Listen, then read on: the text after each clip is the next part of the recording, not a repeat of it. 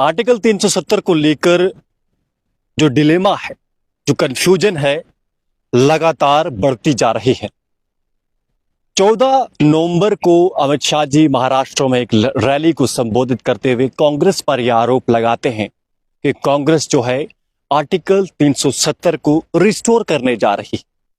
अब एक आम व्यक्ति जो है उसको लगता होगा कि ये तो सही बात है और बिल्कुल कहीं ना कहीं अमित शाह जी ने जब आरोप लगाया तो दिखता भी ऐसा है। पर कांग्रेस का जो जवाब आता है उससे आप थोड़ा हैरान हो सकते हैं कि कांग्रेस के जो मल्लिकार्जुन खड़गे हैं उन्होंने कहा कि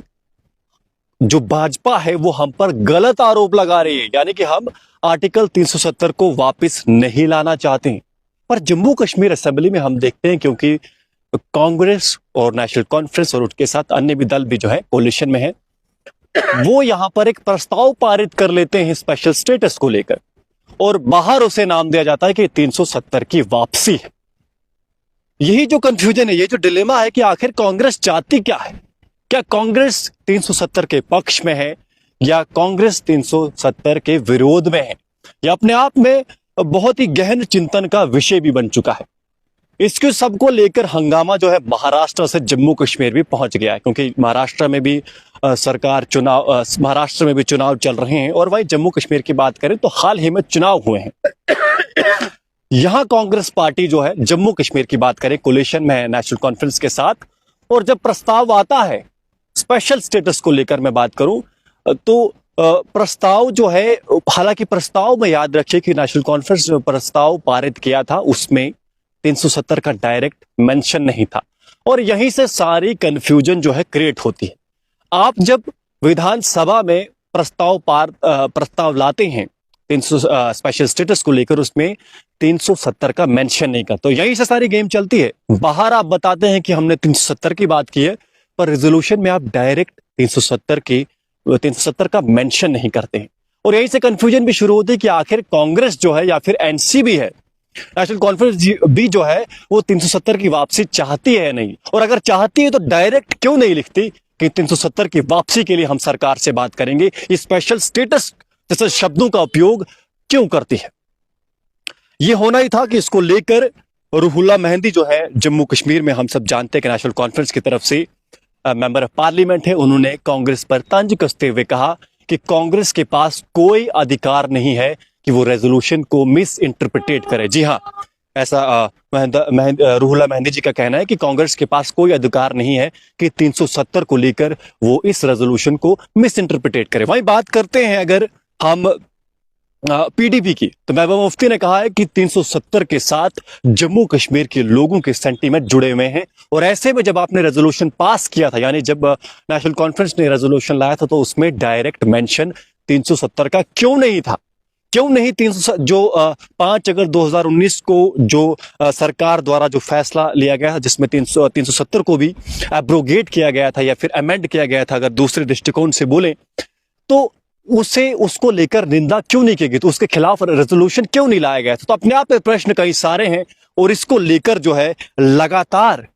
जो कंफ्यूजन है कि आखिर कांग्रेस जो है वो किसके साथ है, 370 के पक्ष में, क्योंकि जम्मू कश्मीर में तो 370 के पक्ष में दिखती है, पर जब बात करें जम्मू कश्मीर से बाहर की तो वहां कांग्रेस जो है 370 के विरोध में खड़ी रहती है। बात करें मल्लिकार्जुन खड़गे की, तो उन्होंने साफ कहा कि ये मसला जो है 370 का पार्लियामेंट ने इसे सेटल कर दिया है और इसलिए अब कोई ऐसी बात ही नहीं उठती है। वही बात करते हैं जम्मू कश्मीर में जो कांग्रेस के चीफ हैं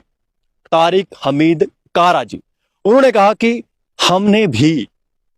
ध्यान से सुनिएगा कि उन्होंने भी ये कहा कि सुप्रीम कोर्ट ने इसको लेकर स्पष्ट कर दिया है, क्योंकि सुप्रीम कोर्ट का निर्णय आपने देखा होगा कि जिसमें सरकार ने जो निर्णय लिया था 370 को हटाने का, उसके पक्ष में ही कहीं ना कहीं निर्णय आया था। तो इसी को लेकर तारिक हमीद कारे ने कहा कि अब तो 370 की बात ही नहीं उठती, अब जो बात रह गई है केवल शेष वो यही रह गई है कि स्टेटहुड कैसे वापस आएगा। तो अपने आप में ये जो सारी कंफ्यूजन है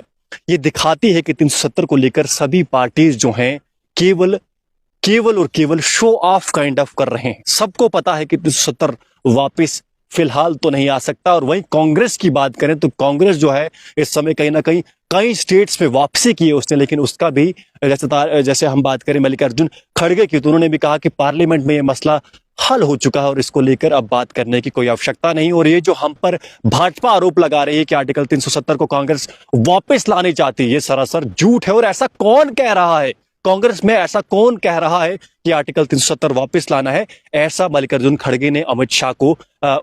सवाल किया है। और जब आप ऐसा सवाल करते हैं तो अपने आप में स्पष्ट होता है कि कांग्रेस भी आर्टिकल 370 के विरोध में खड़ी है, जैसा उनके बयान से लग रहा है। तो फिलहाल अपने आप में चारों तरफ से कंफ्यूजन लग रही है और क्रक्स यही निकल कर आ रहा है कि आर्टिकल 370 को लेकर केवल और केवल राजनीति हो रही है और होना कुछ भी नहीं। हालांकि इस सब को लेकर एनसी जो है बैकफुट पर वह है। और वहीं बात करें जो हमारे नेशनल कॉन्फ्रेंस के फारूक अब्दुल्ला जी हैं, उन्होंने भी इस चीज को लेकर कहा है कि भाजपा जो है वो कोलिशन को तोड़ने की कोशिश कर रही है और इसीलिए कांग्रेस को बार बार आर्टिकल 370 के मुद्दे पर प्रश्न बार बार उठा रही। फिलहाल इस चर्चा से, इस जो चर्चा जो अभी हमने आपके साथ की, इस चर्चा से हमारा यही विषय था कि आर्टिकल 370 जो है हट चुका है और अब कहीं ना कहीं जो गेंद है, जिसको कहते हैं ना पारी, जो है वो सिर्फ सेंटर ही खेल सकता है। यहां से आप जितना भी प्रयास करें, जितने भी रेजोल्यूशन लाएंगे, रेजोल्यूशन से 370 वापस नहीं आ सकता है। फिलहाल लग तो ऐसा ही रहा है। और क्योंकि कांग्रेस ने भी कहीं ना कहीं अपना स्टैंड जो है क्लियर लगभग कर दिया है कि वो भी 370 के साथ में नहीं, पर ड्यूअल जो पॉलिसी है उसको लेकर जरूर अमित शाह जो है प्रश्न उठा रहे हैं। क्योंकि जम्मू कश्मीर में आप जब रेजोल्यूशन लाते हैं नेशनल कॉन्फ्रेंस, तो आप उसके साथ खड़े रहते हैं। वहीं जब भारत भर की बात करते हैं तो उसमें आप कहते हैं कि हम आर्टिकल 370 के साथ नहीं है। तो ये जो ड्यूअल पॉलिसी है कांग्रेस की, इसको लेकर अमित शाह जी ने महाराष्ट्र में जो चुनाव चल रहे हैं वहां पर कांग्रेस पर प्रश्न उठाया। तो फिलहाल हम इस चर्चा से यही आप सबको बताना चाहते थे कि कैसे आर्टिकल 370 को लेकर लगातार राजनीति जो है थमने का नाम नहीं ले रही। आप सभी ने अपना बहुमूल्य समय दिया, इसके लिए बहुत बहुत धन्यवाद।